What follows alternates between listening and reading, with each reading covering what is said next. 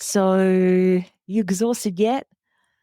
Planning a wedding that truly reflects you both can feel a bit overwhelming at times, right? There are so many options. It's tough to know where to start, what works and what doesn't. But what I'd love to encourage you to do is to forget about fleeting trends. I'll explain why in a minute. I would prefer, and I think it's better for you, to explore some ideas that are genuinely creating magical moments in 2025 weddings.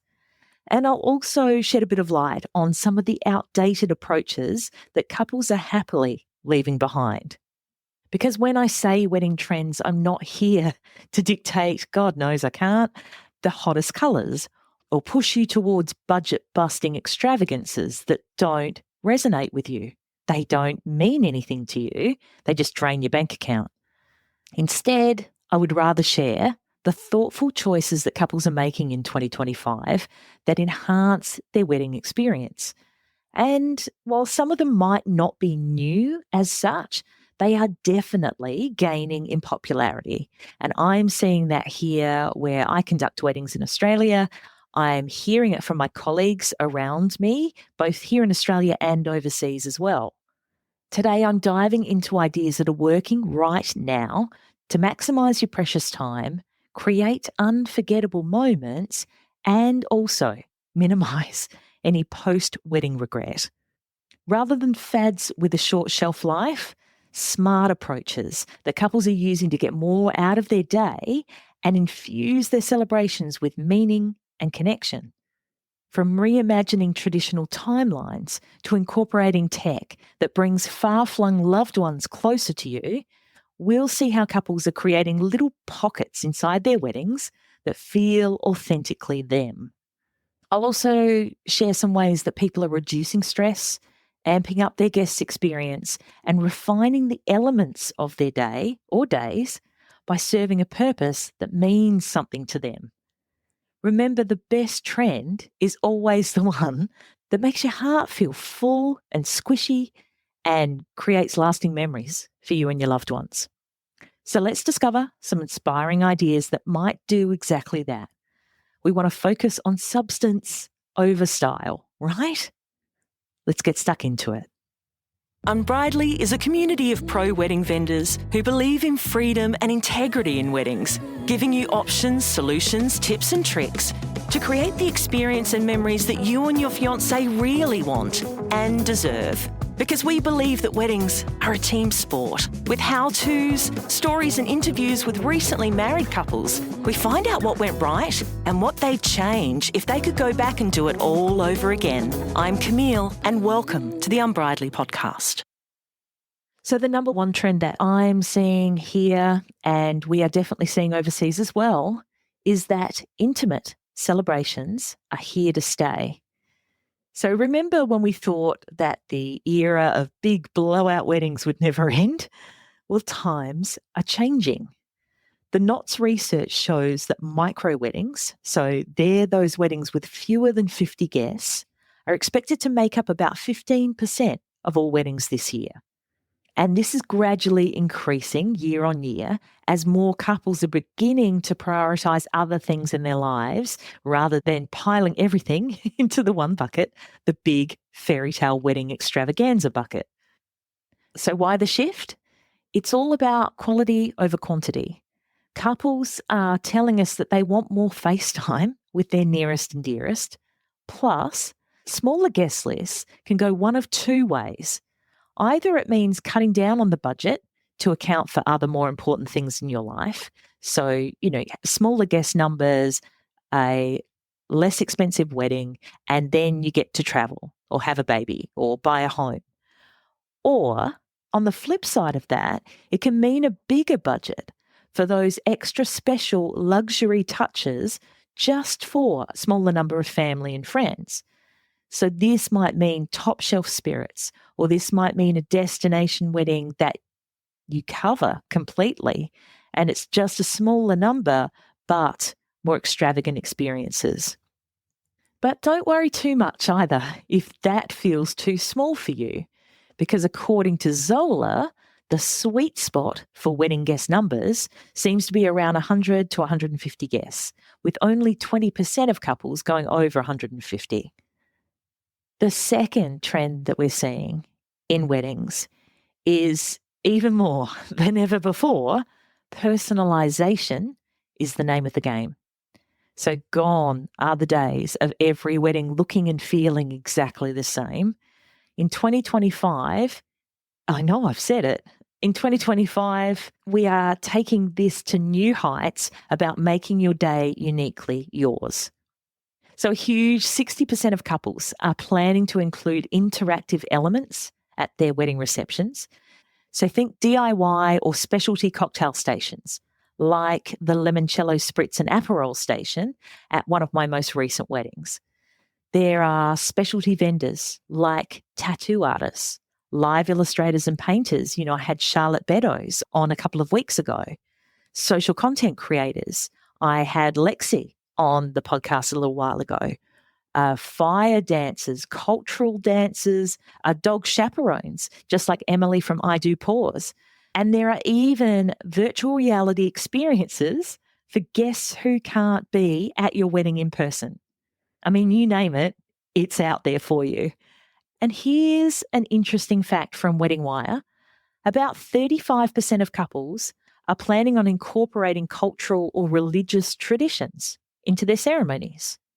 So they're bringing back a bit of their foundations, a bit of tradition and family. It's a beautiful way to honour your roots while creating new traditions of your very own as well. So taking as many elements as you can to make sure it's yours, that no one else could walk in and go, oh, this must be Jack and Jill's wedding. It's like, no, there's no mistaking. This is ours. Number 3 of things that are trending in weddings in 2025 are that Saturday weddings are decreasing in popularity. Who knew? Who knew it was even possible? I mean, definitely over COVID and just after COVID, we had a lot of postponed weddings that had to fit somewhere. So there was a big rush across weekday weddings, for example, across 2021-22. But what couples are really looking at, it seems, are Friday weddings that enable them to plan a long weekend celebration with their people. According to Easy Weddings for their 2025 industry insights, they show that this trend is also driven by couples feeling the pinch of the cost of living at the moment. Because Saturday weddings, of course, are the most expensive of them all and still the most popular. And 55% of couples will still get married on a Saturday. But that is a 2% decline in favour of Fridays.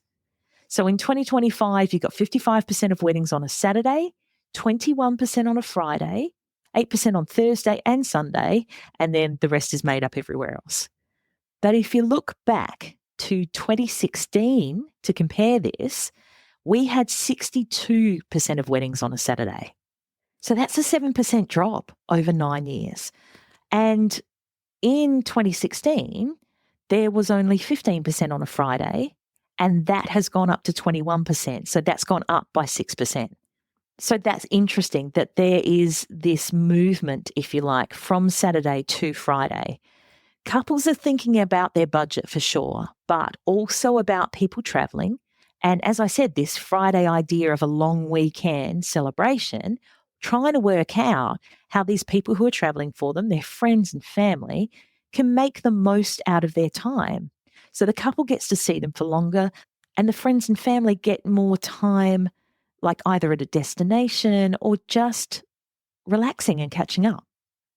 And I've conducted ceremonies for many hospitality and event workers whose weekend starts on a Monday.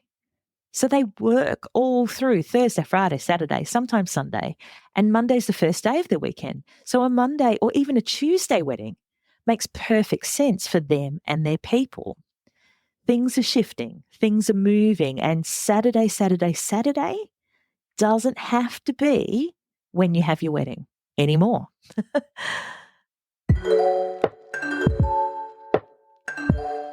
Do you know what one of the biggest regrets of newly married couples is? They'll say, I wish I had more memories from my wedding day. It was my favourite day.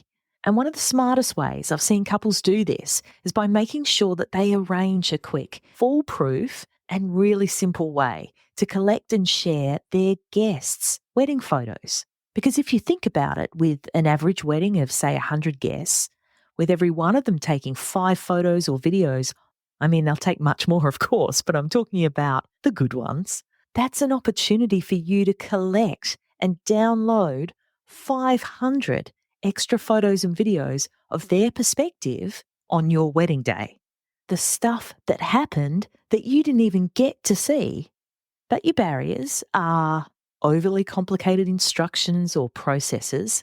Let's face it, if it takes too long, forces your guest into registering, if you've got to use a certain social media platform, or it's just a pain in the ass, and I'm looking at you, Dropbox and Google Drive, your family and friends just won't do it. And the tech fear and privacy concerns too, because no one wants to download yet another app that has a data breach. Never Miss Moments is an essential resource for busy soon-to-be weds just like you. Your unlimited photo and video gallery is held in a secure server for 12 months, and for your guests, it's a one-click QR code solution. There's no app to download, no need to register, and it's quick. Win-win. Your guests will be able to look back on and reminisce about your wedding, and your fam and friends' different perspectives of your wedding day is such an incredible lifelong gift for you too. The team at Never Miss Moments are obsessed with giving you the very best customer service, and I'm stoked to be able to pass on their special 10% off discount offer on their galleries when you go to nevermissmoments.com/unbridely. So that's never miss moments, all one word, .com/unbridely, which, in case you don't already know, UNBRIDELY. The discount will show up in your cart automatically. And of course, I'll pop the link in the show notes for you as well. Trend number 4, sustainability is sexy. How good is that? So eco-friendly weddings are more than just a trend. They're becoming much more ingrained as a way of life. And Zola says that approximately 50% of couples are planning to incorporate sustainable elements into their big day. And this could be really simple things as well. It doesn't mean that there's a big sign out the front going, we are eco-friendly, and this sign was made with recycled board, you know. It could mean something like locally sourced flowers. It could mean digital invitations. It's a win-win. You're reducing your carbon footprint and often saving money in the process as well. Trend number 5 is tech lending a helping hand in a good way. We're seeing some really cool tech trends emerging. The Knot claims that about 20% of couples are now using AI tools in their wedding planning process, and 20% of couples are offering virtual attendance options for guests who can't make it in person. So again, reducing that carbon footprint for those who can't afford, maybe can't make it in person. It's a great alternative and a wonderful way to include your loved ones from afar without them or you blowing your budget on travel costs. And when we have a look at some of the things that are not exactly fading away, like certain wedding trends will never disappear completely, but we're seeing less of an uptake in them. And the first thing that springs to my mind is overly formal traditions, because a lot of modern couples are moving away from traditions that lack personal meaning for them. So some things like grand marches, formal announcements, personal flowers like corsages or boutonnieres, buttonholes, they're being skipped. Some couples are rethinking speeches, first dances, parents' dance, this dance, that bloody dance. They're just going, do you know what? Let's just get on the dance floor. That's fine, but no formal dances. They might be opting to do their speeches at the rehearsal dinner or combining parent dances just so there's less of them and they can get to just being with their people rather than going through the motions. There is a definite desire for more connection over complexity and a more relaxed and welcoming environment for everyone. Uniform bridesmaids' dresses. It's not brand new. As I mentioned at the start, trending doesn't have to mean that it's brand new, but it is definitely gaining in popularity and just the number of people taking this on board. As a bridesmaid, you are not expected to wear a big taffeta dress anymore with a bow on the bum. Uniformity in bridesmaid fashion is taking a back seat to individuality, which is really nice. It's refreshing. So mismatched dresses are gaining traction, and couples are encouraging their wedding party to express their unique styles. It adds visual interest. It makes sure that everyone is feeling comfortable and confident in their attire, whatever it may be. It doesn't have to be bridesmaids' dresses. It could be suits, could be jumpsuits. Who cares? It's taking personalities, body shapes, comfort into consideration. And, sometimes keeping a color scheme, but not always the same dress exactly the same way. And it's really interesting to see. And something that we're starting to see couples question is why they have to hide from their guests. And it's an excellent question to have.